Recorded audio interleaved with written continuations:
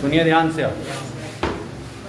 कहता है यहाँ पे आज का सुनिए टॉपिक है बांग्लादेश। भारत का पड़ोसी देश बांग्लादेश, और ये देश जाना जाता है, सुनिए ध्यान से, यानी कि हम लोग को नजदीकी के कारण और नजदीकी से साथ साथ यहाँ पे लोकतंत्र की स्थापना हुआ है, और लोकतंत्र की स्थापना जन संघर्ष के कारण हुआ है। किसकी वजह से?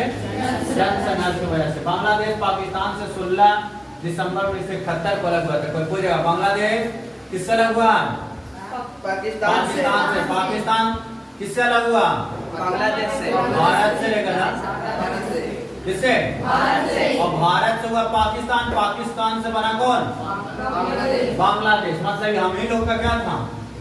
होता है। Yes sir. हम लोग का क्या है? होता है। होता है। बांग्लादेश इंडिया का क्या है? होता है। और इसकी जन्म कब होता है? 16 दिसंबर 1971। किससे?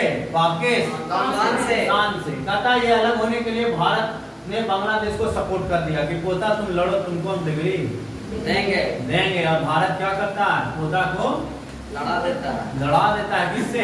पाकिस्तान से। और पाकिस्तान को सपोर्ट ना करके किसको सपोर्ट करता है? बांग्लादेश को। कौन? भारत।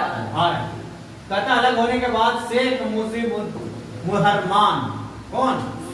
शेख मुजीबुर रहमान वहां के राष्ट्रपति बन जाते हैं। समझ में ना?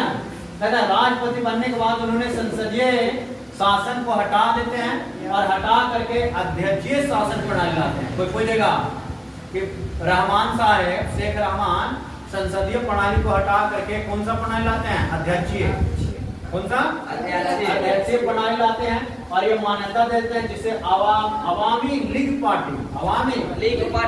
पार्टी को छोड़कर बाकी सभी राजनीतिक दल को क्या कर देता है? समा। कौन? बांग्लादेश।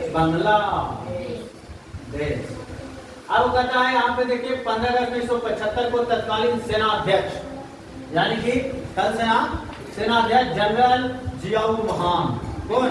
जियाउर रहमान के द्वारा सैन्य शासन कायम कर दिया जाता है और राष्ट्रपति शेख मुजीब को मार दिया जाता है। लोग कौन मार देता है? सेना के अध्यक्ष, कमांडर।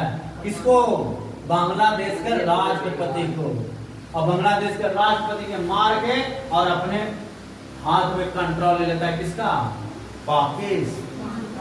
पाकिस्तान बोले बांग्लादेश का। निष्कर्ष बांग्लादेश में आंदोलन की स्थापना है तो वहां की जनता ने लंबी लड़ाइयां लड़ी कि हमें किसी प्रकार से क्या मिल जाए? लोकतंत्र मिल जाए। कहता है 23 दिसंबर 2008 को बांग्लादेश में आम चुनाव होता है और शेख हसीना अवामी दल के प्रधानमंत्री चुनी जाते थे। कोई पूछेगा तो बताइए आम चुनाव बांग्लादेश में कब होता है? 23 दिसंबर 2008। और प्रधानमंत्री कौन चुनी जाती है? शेख हसीना। नाम सुने हैं ना? कोई बोलता होगा एग्जाम में शेख हसीना बन रहा है। तो शेख हसीना कौन थी?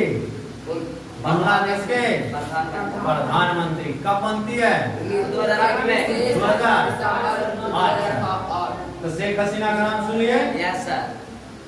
अब आया भारत का पड़ोसी देश श्रीलंका, जो हम लोग अगर छोड़ देंगे तो क्या हो जाएगा?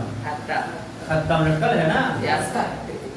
कहता है 4 फरवरी 1948 को ब्रिटिश रास्ता से मुक्त होने के बाद इससे ब्रिटिश की ग्रां नहीं किया, ब्रिटिश सबको जान दिया, सबको ये कहीं ना कहीं क्या किया है?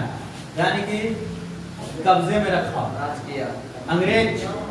सोचो ब्रिटिश का शासनकाल 4 फरवरी 1948 को खत्म होता है और लोकतांत्रिक प्रक्रिया अपनाई जाती है, परंतु वहां के बहुसंख्यक सुनो श्रीलंका में सबसे ज्यादा कौन सा? सेंगली जनजाति। कौन सा? सेंगली जनजाति। तमिल वहाँ बहुत कम थे। अब तमिल होने का कम कारण क्या था? ये तमिलनाडु के लोग वहाँ जाकर के बस गए थे, जिसकी वजह से तमिल भाषा बहुत कम लोग जानते थे और सेंगली जनजाति वहाँ पे बहुत ज्यादा था।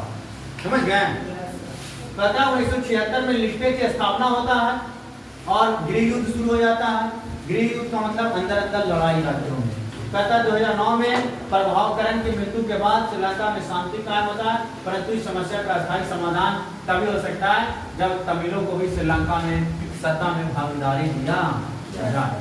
समझ गए? तमिल आज भी वहाँ जन संघर्ष कर रहा है, किसमें पाने के लिए? सत्ता में पाने के लिए, मतलब वहाँ अपना मंत्री बनाने के लिए प्रधानमंत्री बनाने के लिए आज भी सिविल जो जनजाति है, समझ गए ना, तमिल जनजाति है, वो दोनों आपस में क्या कर रही है, लड़ रही है, क्योंकि सिविल जनजाति वहाँ पे बहुत ज्यादा है और तमिल जनजाति कम है। समझ गया मित्रों, समझा? Yes sir. तो ये आपका था सिविल, समझ गए? Yes sir. अब आपका कल टेस्ट रही, नहीं रहेगा सर। बंद करिए उसको। बंद करो।